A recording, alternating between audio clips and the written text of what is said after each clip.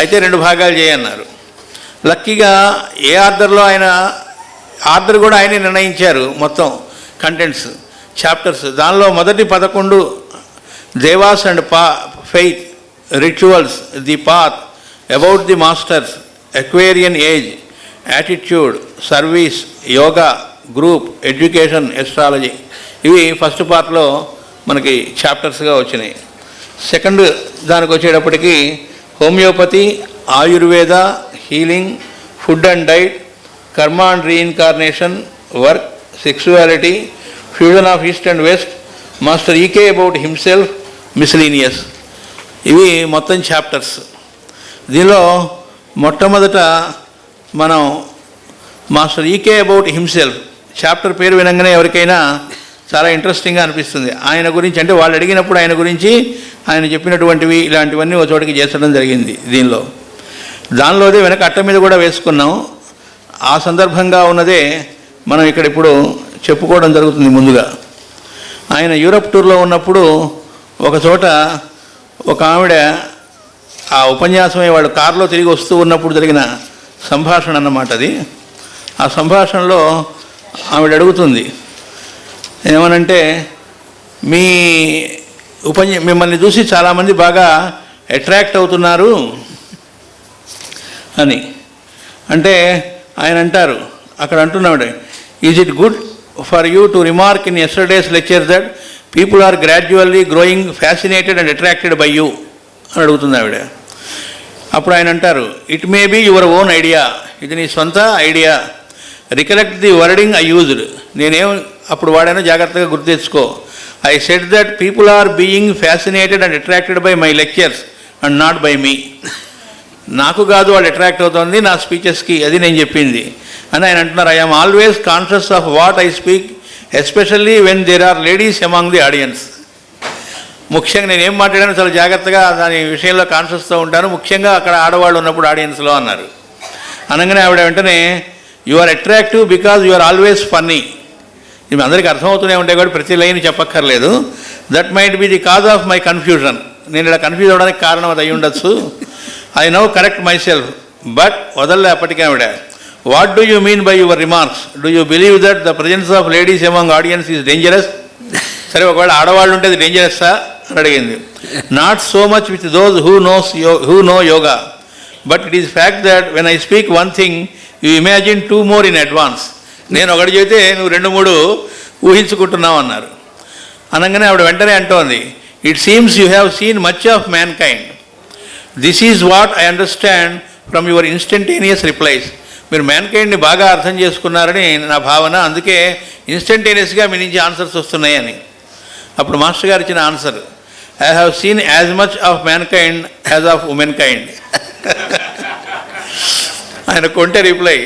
అక్కడ ఆయన చెబుతున్నారు, I do not try to reply anyone, everyone gets his or her replies from me as from a computer. When necessary I give answers, when not necessary they get replies. You might have noticed that all my replies are not answers.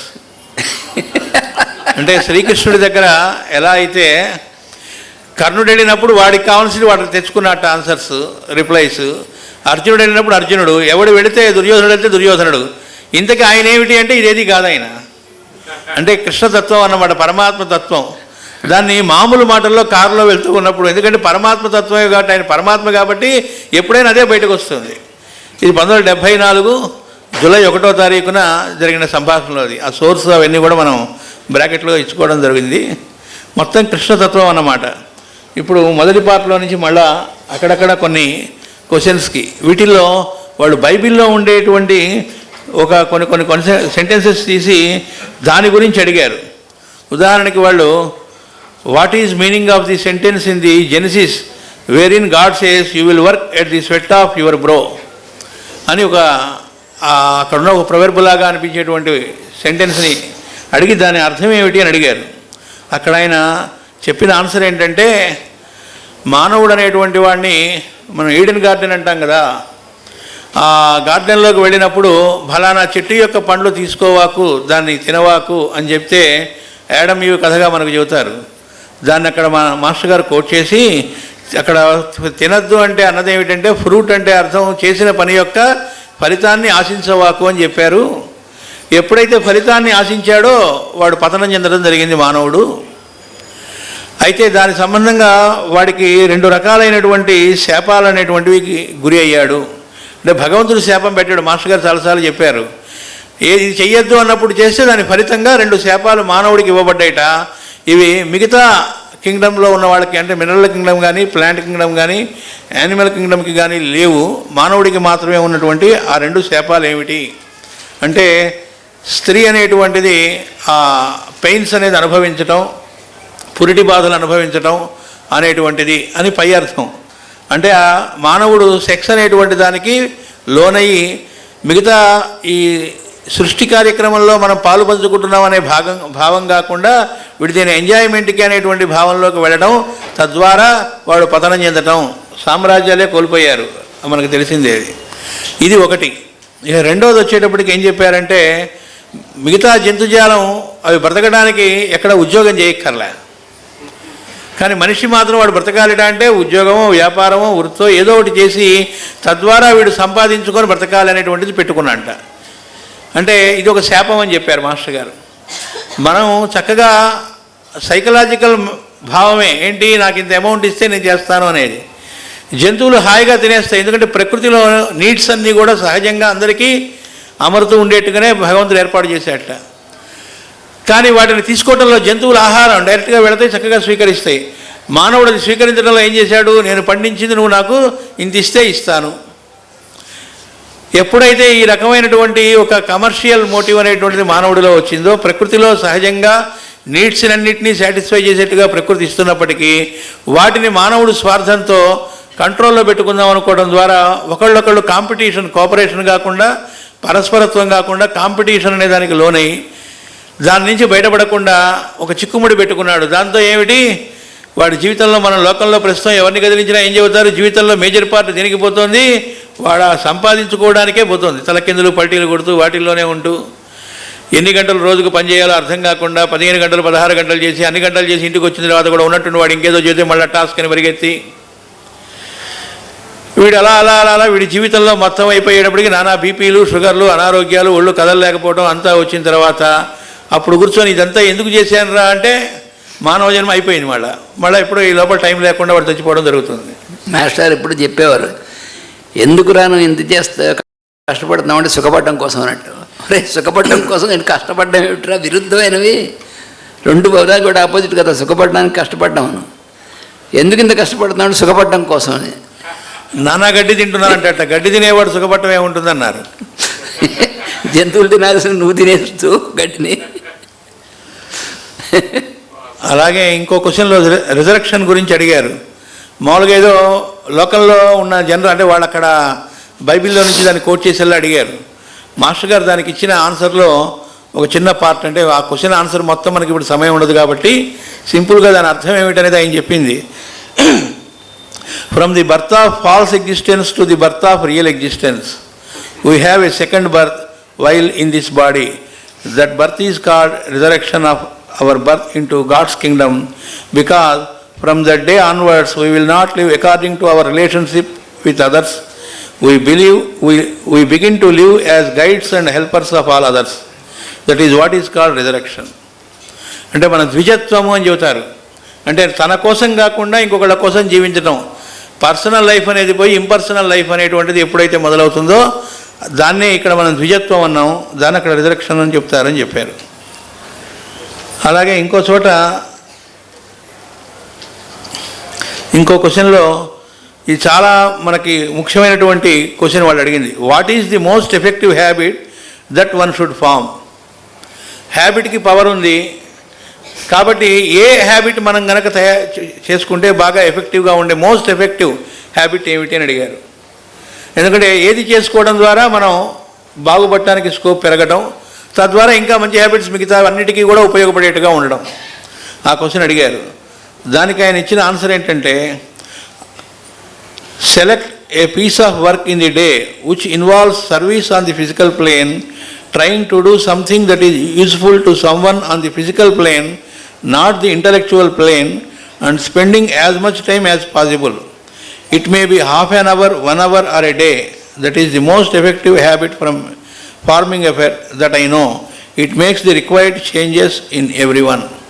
అంటే ప్రతిరోజు కూడా ఒక అరగంటో గంటో ఎంత కుదిరితే అంతసేపు నీ భౌతిక శరీరాన్ని వంచి ఇంకొకళ్ళకి భౌతికంగా ఉపయోగపడే పని ఏ రెమ్యునరేషన్ ఆశించకుండా నిస్వార్థంగా చెయ్యి. అంటే పుణ్యం వస్తుందనో, లేకపోతే ఇది చేసుకుంటే మనం చేస్తున్న పూర్వకర్మ కొంత రహితం అవుతుందనో, ఇలాంటి ఎక్స్పెక్టేషన్తో కాకుండా జరుగుతుంది. కానీ ఆ ఎక్స్పెక్టేషన్స్తో కాకుండా, ఎక్స్పెక్టేషన్ ఉంటే అప్పుడు మళ్ళీ అది ఆశించిందే అవుతుంది. మాస్టర్ గారు మనకు సనస్సుజాతీయంలో చెబుతారు, భారతంలో చెప్పారని చెప్పారు. అక్కడ ఇది నేను చెప్పట్లే, వ్యాసుడు చెబుతున్నాడు కాబట్టి మూసుకొని కూర్చోవటమే అని చెప్పారు ఆ ఉపన్యాసంలో ఒక ఎగ్జాంపుల్ ఇస్తూ. ఏమనంటే మంచి పని చేసి మనం కనుక ఫలితం ఆశిస్తే కుక్క వామిటింగ్ చేసుకున్న ఆహారాన్ని మళ్ళీ తింటూ ఉంటుందిట, అలాంటిది అని చెప్పారు. ఆ ఎగ్జాంపుల్ భారతంలో వ్యాసుడు ఇచ్చిందని అక్కడ కోట్ చేశారు కూడా. ఆ కొటేషన్ కూడా కోట్ చేసి మనకే కృష్ణమాచార్యులు చెప్పట్లేదు, వ్యాసుడు చెప్పాడు కాబట్టి అందరం మూసుకొని భరించాల్సిందే వినాల్సిందే అన్నారు. నేను ఇక్కడ మళ్ళీ ఆ మాట కూడా అన్నారు, not in the intellectual plane. నేను మంచి సలహాలు ఇస్తానంటే వాడు కష్టాల్లో ఉంటే ఉచిత సలహాలు కాదన్నారు. భౌతికంగా ఒళ్ళు వంచి నువ్వు ఇంకోటికి పని చేయటం అనేటువంటి హ్యాబిట్ని మనం కనుక చేసుకుంటే మిగతా ఏవి అడ్జస్ట్ కావాలో అది ఆటోమేటిక్గా అడ్జస్ట్ అవుతుంది అని చెప్పారు. అలాగే ఇంకో చోట ఇంకో క్వశ్చన్లో what is the difference between the spirituality and religion అడిగారు అక్కడ వాళ్ళు. చిన్న ఆన్సర్, ఆయన దానికి గంటలు గంటలు చెప్పలేదు, జస్ట్ 2-3 సెంటెన్స్లు చెప్పారు. Spirituality is not at all A religion. It is the science of human being according to which one has to understand his own mechanism and vehicles. Religions are institutions of discipline like schools. Spiritualism is like education and religion is like a school. That is the relationship between a religion and spiritualism. Master గారు ఏమంటారంటే, ఒక school ఉందనుకోండి, స్కూల్కి రోజు పిల్లవాడు వెళ్తూ ఉంటాడు, వాడికి మంచి స్కూల్ డ్రెస్ ఒకటి ఉంటుంది, అది వేసి టై పెట్టి వాడికి షూస్ వేసి అవన్నీ కూడా ఒక వాళ్ళ స్కూల్ది ఒక పర్టికులర్ ఉంటుంది, దానికి ఒక బస్సు, దానిలో వాడు వెళ్ళటం రావటం, ఇదంతా చదువు అంటావా అని అడిగారు. ఇది ఒక డిసిప్లిన్, ఒక టైంకి వెళ్ళటం రావటం, అక్కడ ఏం చెప్పారో ఆ రకమైనటువంటి పద్ధతిలో డ్రెస్అప్ అవ్వటం, వెళ్ళటం రావటం, దీని రిలీజియన్ అన్నారు.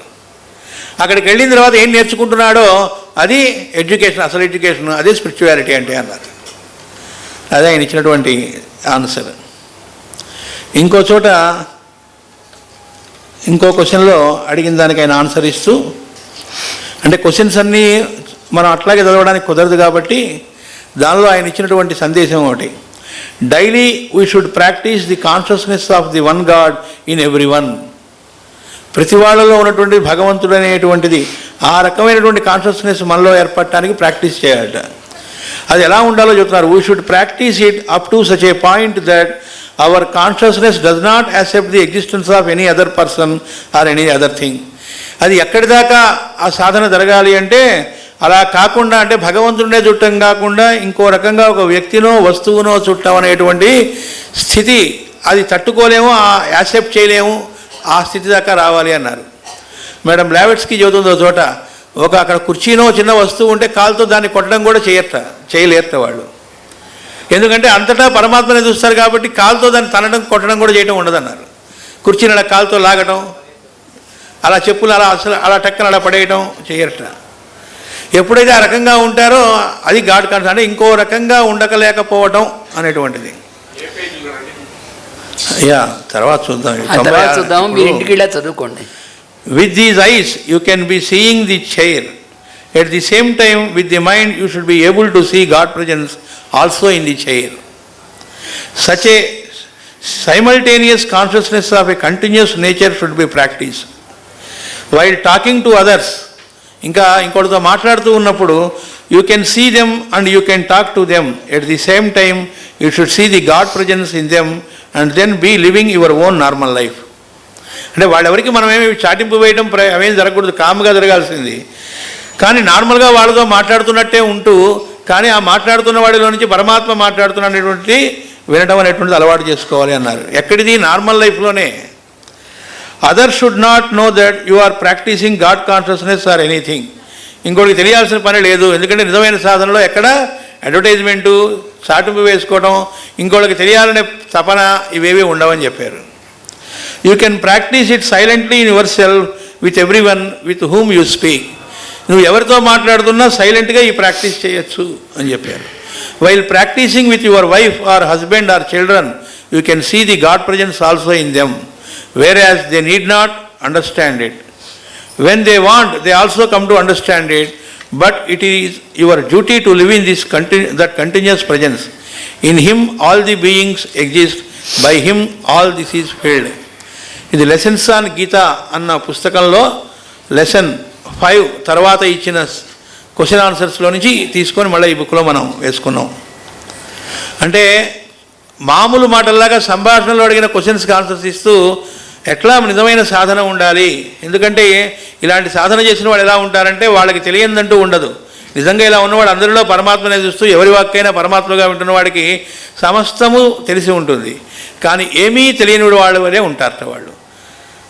ఇంకా ఏం చేస్తారట, ఎవరైనా మాట్లాడుతూ ఉన్నారనుకోండి ఎక్కడైనా విషయాల్ని, అది వాళ్ళకి తెలుసు అనుకోండి, జనరల్గా ఏం చేస్తాం, మనకు తెలుసు అనుకోండి, నాకు కూడా ఈ విషయం తెలుసు అని అక్కడ పొడుస్తుంటుంది లోపల ఒక మెంటల్ ఇచ్చి దొరద. దాని గురించి అక్కడ టక్కన అందివ్వటం, చెప్పటం, మనకు కూడా తెలిసిన నలుగురికి తెలియాలనుకోవటం, అది సాధనలో భాగం కాదది.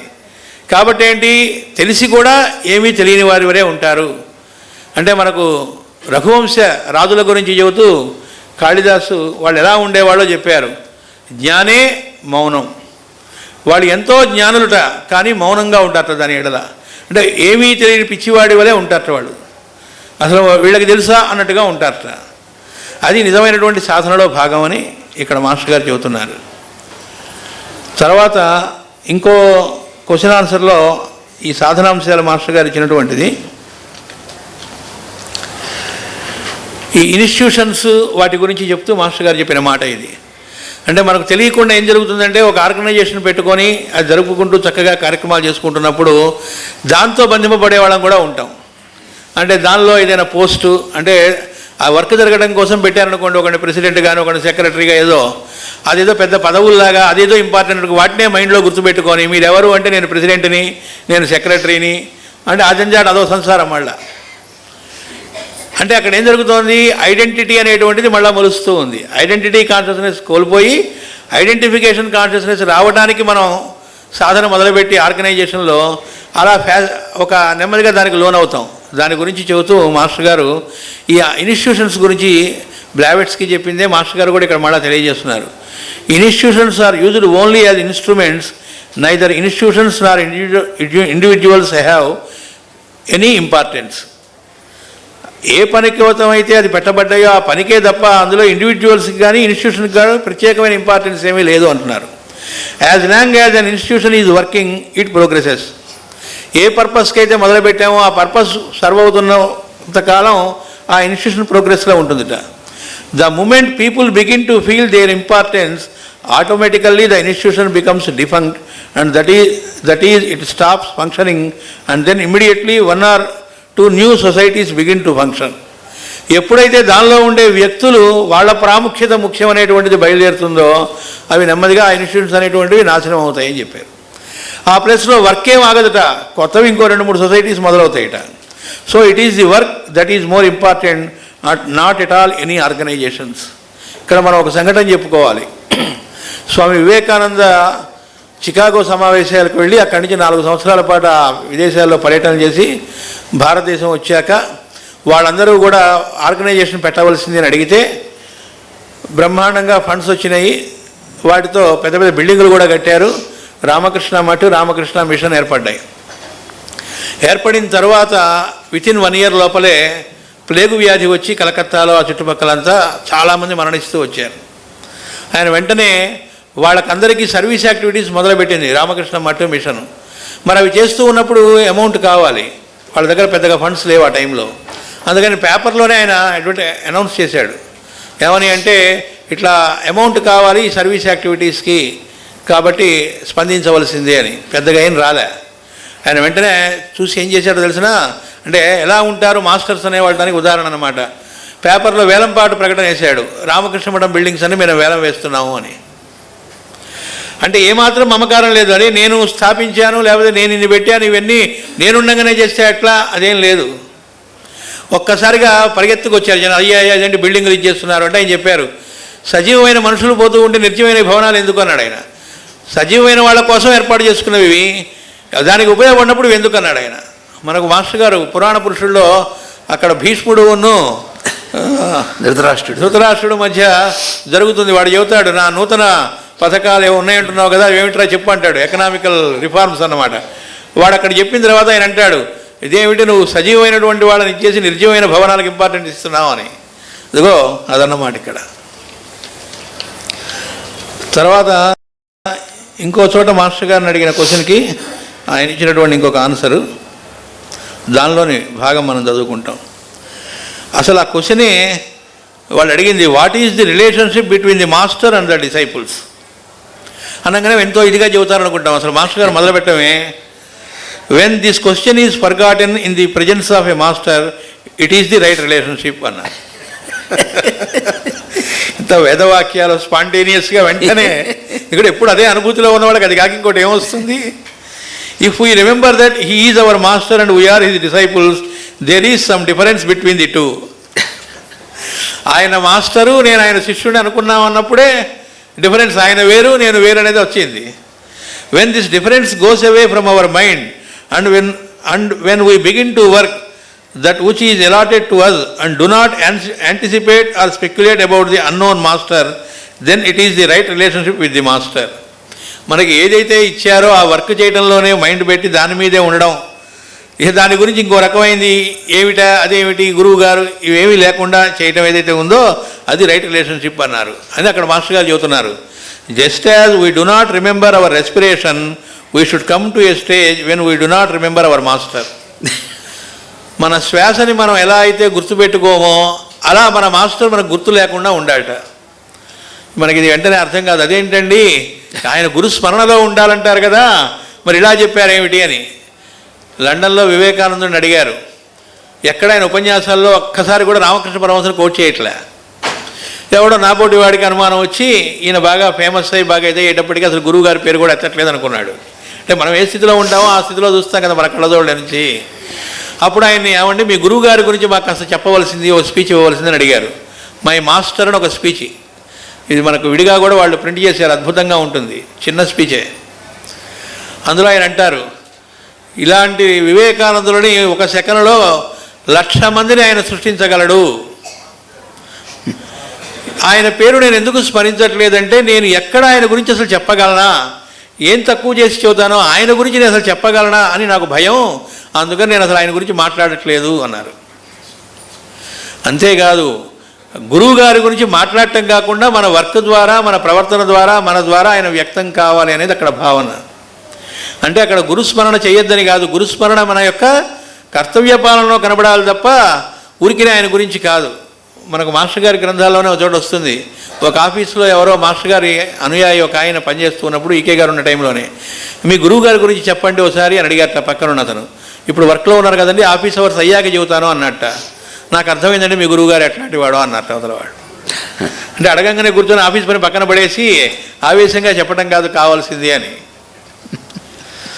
ఇక్కడ చెబుతున్నారు. Then he begins to work through us. ఎప్పుడైతే ఆయన్ని మర్చిపోయి, అంటే ఆయన మర్చిపోవడం అంటే అర్థం మనం పని ద్వారానే మనం ఇది చేస్తూ ఉంటాం, అప్పుడు మన ద్వారా ఆయన వర్క్ చేయడం జరుగుతుంది అంటున్నారు అని అక్కడ చెబుతున్నారు. So the idea of master should go from our mind and the idea of our immediate duties towards the man kind should fill our mind completely. That is the nearest relationship between hour master and our self. Those who remember there master too much they think of the master more than they should think of their own duties. మనకు master గారే నారద భక్తి సూత్రాల్లో ఒక ఉదాహరణ ఇచ్చారు. యేసుక్రీస్తు ఒక చోట ఒకసారి ఒక ఆవిడ రమ్మని పిలిస్తే వాళ్ళ ఇంట్లో ఉండి 3 రోజుల పాటు సమావేశాలు జరిగితే ఓ ప్రసంగాలు ఏర్పాటు చేస్తే ఆవిడ అక్కడ ఆయన మాట్లాడారట. 100 మంది వచ్చి కూర్చొని రోజు విన్నారట. వాళ్ళందరికీ భోజనాలు అవన్నీ కూడా ఆవిడ ఏర్పాటు చేసింది. ఆవిడ అసలు ఆయన పాదాల దగ్గరే కూర్చొని అలా ఆయన వైపే చూస్తూ శ్రద్ధగా కూర్చొని విన్నదిట ఆవిడ కూడా. ఈ 3 రోజులు అయిన తర్వాత కామ్గా ఆయన బయలుదేరి ఆ ఇంట్లో వెనక వైపున వీళ్ళందరికీ వండి పెడుతున్న చోటికి వెళ్ళారట. ఆ వంటలు అవన్నీ ఏర్పాట్లు అవన్నీ ఈ కూర్చున్న ఆవిడ యొక్క సిస్టర్ చేస్తోంది. అసలు ఆవిడ బయటికి ఎప్పుడు రాలే. మన సోర్స్లో ఉంటారు ఒక 3 త్రయం, వాళ్ళు ఎప్పుడు ఏ ఊర్లో జరిగినా వాళ్ళే. గురు పూజలు జరిగినా సప్తాహాలు జరిగినా, సప్తాహాలకు మనం ఎక్కడికో వెళ్ళినప్పుడు మిగతా అందరూ ఆ చివరి 3 రోజులు ఆ చుట్టుపక్కల చూడటానికి వెళ్తారు, వాళ్ళు అప్పుడు కూడా వెళ్ళరు. ఎందుకంటే మరి వీళ్ళకి ఏర్పాటు చూడాలిగా. అంటే వాళ్ళు ఏ ఊరు వచ్చినా వాళ్ళకి తెలిసింది ఏంటంటే ఆ స్టోర్ రూమే. ప్రోగ్రాం వైపు కూడా రారు అసలు, ఎందుకంటే ఇక్కడికి వస్తే అక్కడ తేడా వస్తుంది కదా, వాళ్ళు అందులోనే ఉంటారు. అందుకని ఏం జరిగింది, అప్పుడు యేసుక్రీస్తు అక్కడికి వెళ్ళి అట్లా వెళితే ఆమె నమస్కారం పెట్టి, అయ్యా మీ అంతటి మహానుభావులు వస్తే నేను మీ దగ్గరకు వచ్చి కూర్చొని అంత గొప్పవి మీరు చెబుతూ ఉంటే, ఇంటికి వచ్చేలా చెబుతుంటే వినటానికి నేను చేయలేదు, క్షమించండి, ఏదో ఇక్కడ నాకు పనులలో సరిపోయింది అందుట. అప్పుడు ఆయన అన్నట్టు, అమ్మా ఏం చెయ్యాలని నేను అక్కడ వాళ్ళకి చెప్పాను, అది నువ్వు ఆల్రెడీ చేస్తున్నావు, కాబట్టి వాళ్ళు నా దగ్గరకు వచ్చే నేను నీ దగ్గరకు వచ్చానన్నట్టు. అంటే మనం ఎలా ఉండాలి అనేటువంటి దానికి మాస్టర్ గారు అంటే గురువుకి శిష్యుడికి ఉండవలసిన రిలేషన్షిప్ ఏంటనేటువంటి చెబుతున్నారు. The question of master should go from the mind and the aspect of good and useful work should fill everything in our mind and whatever may be the physical distance between the master and the disciple, the one begins to live close to the other. వాళ్ళ మధ్య సాన్నిధ్యం అనేది ఏర్పడుతుంది. వాడు ఎన్ని వేల కిలోమీటర్ల దూరంలో ఉన్నారనే సంబంధం లేదు. మనం ఇంకోటి కూడా చేస్తూ ఉంటాం, ఎక్కడైనా సర్వీస్ యాక్టివిటీస్ చేస్తున్నాం అనుకోండి, అక్కడి నుంచి మాస్టర్ గారికి వీడియో కాలో ఫోనో చేసి ఇదిగోండి మేము ఇలా చేస్తున్నాం అలా చేస్తున్నాం అని ఒక తృప్తి పట్టం చేస్తుంటాం. మొదటి దశలో అది నిజమే అవసరమే, కానీ అంటే మనం ఆ టైంని కూడా దేనికి కేటాయించవచ్చు, అక్కడ వర్క్లో పూర్తిగా నిజంగా ఉంటే వాటికి కూడా మనకు టైం ఏం సరిపోదు. అంటే పూర్తిగా దానిలో నిండి ఉండాలి. ఆయన ఏం చెప్పారో దానిలో ఉండడం అనేటువంటిది చేయమని. ఉదాహరణకి గురు పూజలు నిర్వహించండి అన్నారనుకోండి, మనకు ఉత్సాహపడుతూ ఉంటాం, మా సెంటర్లో గురు పూజలు, మా సెంటర్లో గురు పూజలు, మీరే రావాలి, మీరు ఫిజికల్గా ఎట్టి పరిస్థితులు ఎలా ఉన్నారు రావాలన్నట్టుగా వెంబడబడి, తీరా అక్కడ మనకు వెళ్ళిన తర్వాత ఏర్పాట్లు ఎలా ఉంటాయి అంటే, ఎప్పటిదో పాత బియ్యం తీసుకొచ్చి వండామనుకోండి, అక్కడికి వచ్చిన వాళ్ళకి మోషన్స్ అవ్వటం. ఏమిటి అంటే డబ్బు చాలా జాగ్రత్తగా వాడి మిగిల్చాలి. డబ్బులు బాగానే వచ్చి ఉంటాయి డొనేషన్స్, అంటే వచ్చినటువంటి గురువుగారేగా ఇచ్చింది, మంచి క్వాలిటీ ఫుడ్డే వండి పెట్టచ్చు. పాత బియ్యం తేవటం, మొదటి రకం కాకుండా రెండో రకం మినపప్పు లాంటిది తేవటం, ఉడకనటువంటి ఇడ్లీలో ఏవో వేయటం వడలో. అంటే మనం ఏమనుకుంటున్నామంటే డబ్బు బాగా మిగిల్చామనుకుంటున్నాం, కానీ ఇందరి రూపంలో ఉన్నటువంటి మాస్టర్ గారిని మనం ఏం చేస్తున్నాం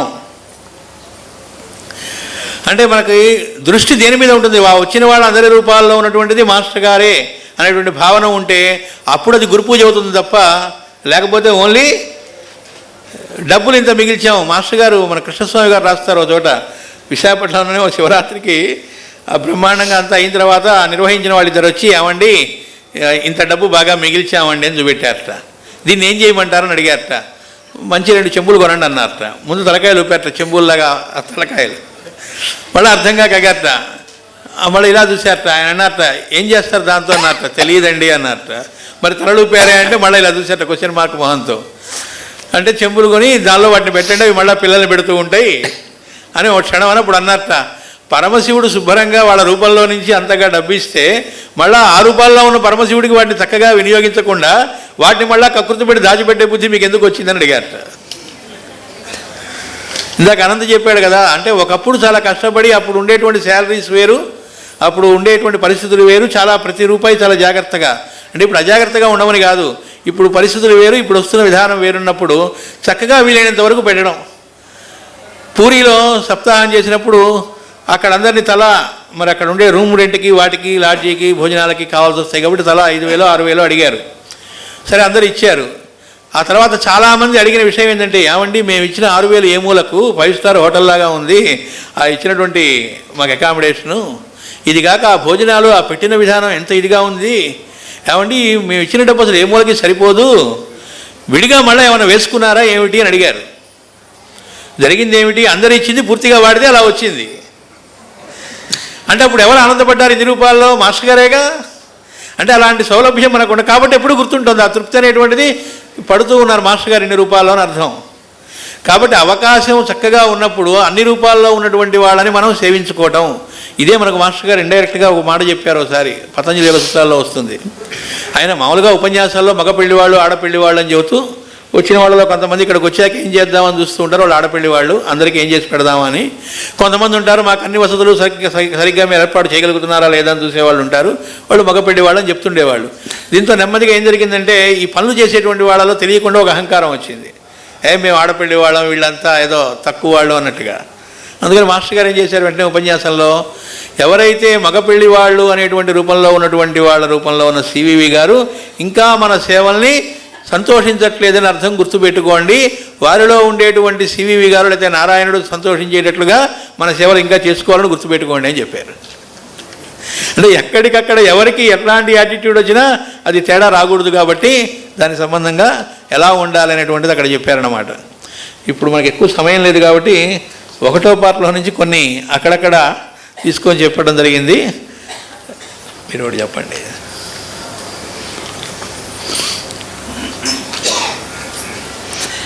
ఒక క్వశ్చన్ వేశారు వాళ్ళు, తమాషా అయిన క్వశ్చన్ చోట.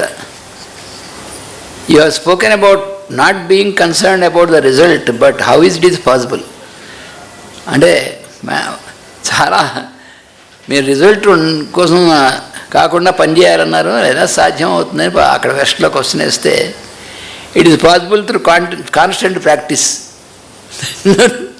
అలా ఉండడం, అలా వర్క్ చేయడం అనేటువంటిది నిరంతరం నువ్వు అభ్యాసం చేస్తేనే పాసిబుల్ అవుతుంది, అంతేగాని దాని గురించి ఎలాగైనా ఆలోచించేటువంటి వాడి పాసిబుల్ కాదని చెప్పారు.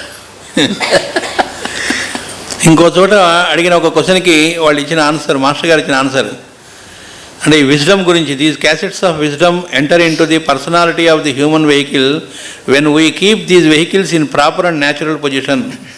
These cannot be God through effort. అంటే నిజమైన జ్ఞానం అనేటువంటిది ఎఫర్ట్ వల్ల రాదట, రీసెర్చ్ అండ్ స్కాలర్షిప్. అంటే these cannot be God through effort, research and scholarship. మన సామర్థ్యం వల్ల, మనం బాగా లోతుగా దాన్ని విశ్లేషణ రీసెర్చ్ చేయడం వల్ల, మన ప్రయత్నం వల్ల, ఎట్టి పరిస్థితుల్లో మన ప్రజ్ఞ వల్ల జ్ఞానం అనేటువంటిది విప్పారదు. In fact the absence of the effort gives the scripture to a man and the presence of effort makes one a scholar. వేదవాక్యది. ఎఫర్ట్ వల్ల స్కాలర్ అవుతాడేమో కానీ పొరపాటున కూడా అందులో ఉన్న జ్ఞానం ఏంటో విప్పారదుట. అది ఎప్పుడు నిజానికి అది ఎప్పుడు విప్పారుతుందంటే the absence of the effort gives the scripture to a man. ఎప్పుడైతే మన ఎఫర్ట్ ఉండదో అప్పుడు విప్పారుతుంది అన్నారు. The more a person is a scholar the less will be the possibility to receive the scripture. ఎంతగా మనలో ఈ పాండిత్యం అనేది పెరుగుతుందో అంతగా ఆ స్క్రిప్చర్ అనేది ఓపెన్ అవ్వడం, దాని గేట్స్ ఓపెన్ అవ్వడం అనేది ఉండకుండా ఉంటుంది అన్నారు చోట. అంటే ఎఫర్ట్ కాదు, గురువుకి మనం గనక సబ్మిట్ అయి ఉంటే ఎప్పుడు ఏది విప్పారాలో ఎంత ఇవ్వాలో ఆయనకి తెలుసుట. పిల్లవాడికి తండ్రి ఆస్తి ఎప్పుడు ఎట్లా ఇవ్వాలో ఎంత ఇవ్వాలో తెలిసినట్లుగా గురువుకి వాడికి ఎంత అనేటువంటిది ఆ జన్మకి వాడికి ఎంత ఇవ్వాలనేది ఆయనకి తెలుసుట. దాని ప్రకారం అది జరుగుతుంది అని చెప్పారు. ఇంకో చోట మాస్టర్ గారు తన గురించి అడిగినటువంటి దానిలో ఆయన ఇస్తూ ఓ మాట చెప్పారు. To my personal belief is the same as that give to the world by the same light who came down as Christ, as Krishna and as Buddha. But Christ was never a Christian, Buddha was never a Buddhist, and Krishna was never a Hindu. So I follow the path of that light which comes down to earth again and again to lay the law and fulfill the prophecy again and again. So I do not know by what brand I can be branded. అంటే ఏ కృష్ణుడుగా లేకపోతే బుద్ధుడుగా క్రీస్తుగా ఏ వెలుగైతే ఈ భూమి మీదకి వచ్చిందో ఇదిగో దానికి సంబంధించిన వాడిని నేను అని ఇక్కడ చదువుతున్నారు. బుద్ధుడు బౌద్ధ మతానికి సంబంధించిన వాడు కాదు, క్రీస్తు క్రైస్తవుడు కాదు, కృష్ణుడు హిందువు కాదు. వాళ్ళు ఆ వెలుగుకు సంబంధించినటువంటి ఆ వెలుగే వాళ్ళు. అలాగే నేను కూడా దానికి సంబంధించిన వాడిని కాబట్టి నేను ఏ బ్రాండ్కి సంబంధించినటువంటి వాడినో నాకు తెలియదు. అంటే మాస్టర్ గారు చెబుతూ ఉంటారు, మనం తెలియక రాముడికి కృష్ణుడికి వాళ్ళకి మన మతాలనే బ్రాండ్ అతికిస్తూ ఉంటాంట. వాళ్ళు ఏంటంటే వాటికి ఏమి ఆ నేరో మైండెడ్నెస్ మనకు కానీ వాళ్ళకి అదేం లేదు కాబట్టి ఆ చట్టాల్లో వాళ్ళు బిగింపబడరు. విశాఖపట్నంలోనే మాస్టర్ గారు రామాలయంలో థియోసాఫికల్ సంబంధించిన గ్రంథాలు సీక్రెట్ డాక్టర్ అవి చెబుతూ ఉంటే తండోపతండాలుగా కూర్చొని 100 మంది వింటూ ఉంటే అక్కడ ఊళ్ళో ఉన్న థియోసాఫికల్ సొసైటీలో ఎప్పుడు జనాలు రారట. అక్కడ 1:30, 2 అన్నట్టుగా ఉంటారట జనాలు కూర్చొని. వాళ్ళు అన్నట్టు ఏమండి మంచి హాల్ ఉంది మన దగ్గర, మీరు వచ్చి దీనిలో చెప్పచ్చు కదా అన్నారట. అంటే వాళ్ళు ఏంటంటే జనాలు బాగా వస్తారని. ఆయనకు విషయం అర్థమై ఏం పర్లేదు మీ బ్యానర్ తెచ్చి నేను చెప్పే చోట కట్టుకోండి వెనక నాకేం అభ్యంతరం లేదన్నారట.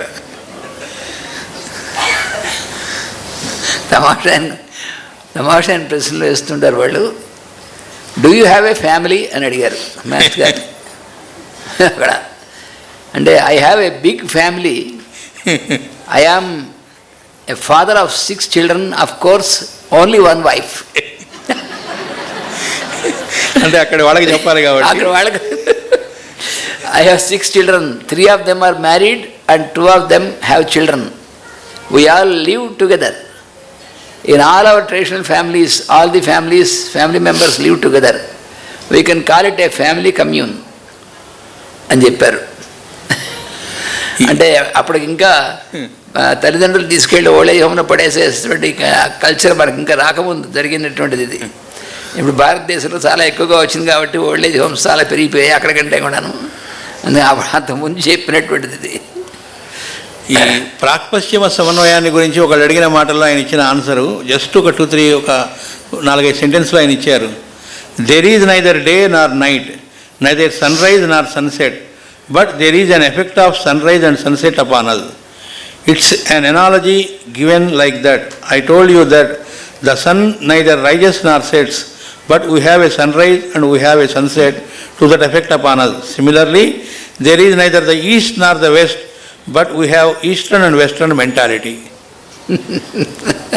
నిజానికి తూర్పు పడమర అనేం లేదు, కానీ పగలు రాత్రి అనేటువంటివి ఏర్పడుతున్నాయి, దాని ఎఫెక్ట్ మన మీద ఉంది. అలాగే ఈస్ట్ వెస్ట్ అనేటువంటి ఏమీ లేకపోయినప్పటికీ ఈస్టర్న్ వెస్టర్న్ మెంటాలిటీ అనేటువంటిది మాత్రం ఉన్నది. అంటే ప్రకృతి పరంగా మనం ఉన్న వాతావరణ పరంగా ఆ రకమైన ధర్మాలు ఏర్పడ్డాయి అనేటువంటిది. ఇంకో క్వశ్చన్ వేశారు వాళ్ళు, do you have any experience of death or coming out of the physical body? మీరు మృత్యు అనేటువంటిది మీకు అనుభవంలోకి వచ్చిందా, లేకపోతే ఎప్పుడైనా శరీరం నుంచి భౌతిక శరీరం నుంచి బయటకు వచ్చారా అని మాస్టర్ గారు అడిగారు వాళ్ళు. మాస్టర్ గారు answer, yes, I died 3 times in this body. మీ అర్థంలో నేను ఈ శరీరంలో 3 సార్లు చనిపోయానన్నారు. అంటే బయటికి it is not actually death. One of my masters brought me out of this body 3 times and made me experience it. నా గురువుల్లో ఒకరు నన్ను ఈ భౌతిక శరీరం నుంచి 3 సార్లు బయటికి తీసుకొచ్చారు, రప్పించారు. అందువల్ల శరీరంలో నుంచి బయటికి రావడం అనేటువంటిది నేను ఎక్స్పీరియన్స్ చేశాను అన్నారు. Even these things are experiences translated into the recollection of certain people and directly and experience as it cannot be brought back to earth mind. అయితే శరీరం నుంచి బయటకు వచ్చినప్పుడు మీరు ఎక్స్పీరియన్స్ ఏంటంటే ఎర్త్ మైండ్ ఉండదు, శరీరంలో ఉన్నప్పుడు ఉన్నటువంటి మైండ్ కాదు, ఉండదు కదా, అక్కడక్కడ స్టాప్ అయిపోతుంది కదా. అందుకని అలాంటి రికలెక్షన్స్ అక్కడే ఉండవు, except through reminiscences in terms of one's own previous incidents. In that sense I say that it is not possible to know exactly what is there after death. అందుకని శరీరం వదిలేసిన తర్వాత ఏం జరుగుతుంది అనేటువంటి విషయాన్ని ఎగ్జాక్ట్గా చెప్పడానికి ఎవరికి సాధ్యం కాదని చెప్పారు. But as one's own experience it can be felt in terms of his own reminiscences. It is rather symbolic than realistic. అంటే శరీరం నుంచి బయటకు వచ్చిన తర్వాత నాకు ఇది జరిగింది అది జరిగింది అని చెప్తే అది సింబాలిక్. రియలిస్టిక్ నిజానికి అలా ఎవరికి ఏవి అలాంటివి చేయదు. బయటికి రావడం మాత్రం గురువు యొక్క ప్రెజెన్స్, గురువు యొక్క దీనిలో అయితే శరీరంలో నుంచి బయటికి రావడం మళ్ళీ శరీరంలోకి రావడం అనేటువంటిది ఎక్స్పీరియన్స్ జరుగుతూ ఉంటాయి. కానీ అది మనం అడిగితే చేయడం అనేటువంటి జరగదు. ఆ ప్లేన్ వేరు ఈ ప్లేన్ వేరు కాబట్టి దాని గురించి చెప్పలేము అని. ఆఖరిగా ఒక్కటి, వాళ్ళు మాటి మాటికి కర్మ అది ఉందా, దాన్ని ఎలా పోగొట్టుకోవాలి, దీని మీద విపరీతంగా అడుగుతారు వాళ్ళు. కర్మ రీఇన్కార్నేషన్ ఈ రెండు. మాస్టర్ గారు దానికి ఇచ్చిన ఆన్సర్లో ఒక part, except service on the physical level nothing saves us from the bondage of karma. No amount of philosophy can save us. No amount of practicing yoga and asanas and awakening the wonderful snake Kundalini can save us from the bondage of karma if there is no willingness to serve. So whenever the willingness to serve is there, there is the instantaneous burning away of the existing karma conditioning. అంటే physical ప్లేన్లో service చేయడం అనేటువంటిది కాకుండా పొరపాటున కూడా ఆ కర్మబంధంలోంచి బయటపడటం అనేది ఉండదు. వాడికి ఎన్ని తెలిసి ఉన్నా శాస్త్రాలు, వాడు ఎన్ని యోగాసనాలు తెలిసినా, వండర్ఫుల్ స్నేక్ అన్నారు కుండలని, అవి ఏవి కూడా వీడిని రక్షించేది ఏమి ఉండదు. వాడికి విల్లింగ్నెస్ ఉండాలి. ఎప్పుడు whenever the willingness to service there, అప్పుడు మాత్రమే ఇన్స్టంటేనియస్గా అది బర్న్ అవుతూ ఉంటుంది. ఇక్కడ ఒక ముఖ్యమైన పాయింట్ అయిన ఒక క్వశ్చన్లో ఇచ్చారు ఒక లైన్లో, one who forgives will be relieved of his bad కర్మ. క్షమించడం అనే లక్షణం ఎప్పుడైతే ఉంటుందో వాడి పూర్వకర్మ రహితం అవుతూ ఉంటుంది అన్నారు. అంటే చాలా సింపుల్గా కనబడుతుంది.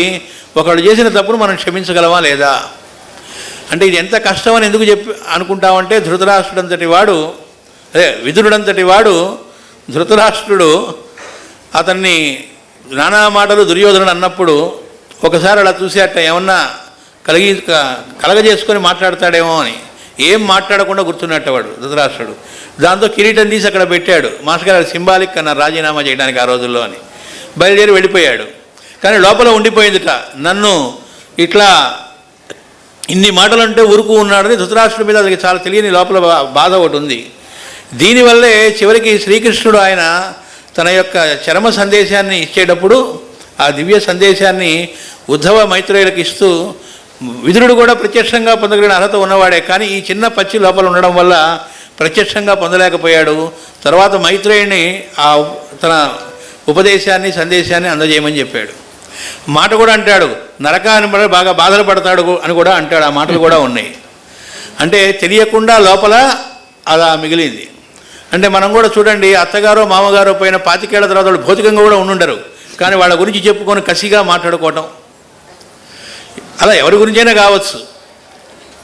అంటే ఒకళ్ళు పొరపాటు నిజంగా చేశారనుకోండి, దొరికాడనుకొని దాన్ని నలుగురికి చెప్పడం చేస్తాను తప్ప కామ్గా క్షమించడం అనేటువంటిది నేర్చుకోలేము. ఆ క్షమించడం అనేది నేర్చుకుంటే ఏం జరుగుతుందో మన పూర్వకర్మ రహితం అవుతుంది. ఇలాంటి హింట్స్ అడుగడుగున, అంటే ఇది ఎవరికో ఎప్పటికో కాదు, అందుకే ఇవి శాశ్వత సత్యాలు, ఎటర్నల్ ట్రూత్స్. అంతేకాకుండా ఎప్పటికైనా సొల్యూషన్ అదే కాబట్టి స్పెక్ట్రమ్ ఆఫ్ సొల్యూషన్స్ అని ఈ గ్రంథానికి మాస్టర్ గారు ఉన్నప్పుడే పెట్టబడిన పేరు. అది క్వశ్చన్స్ అండ్ ఆన్సర్స్ కాకుండా స్పెక్ట్రమ్ ఆఫ్ సొల్యూషన్స్ అని ఇచ్చారు. ఆ పేరు ఆయన ఇచ్చారు. వాసుదేవ.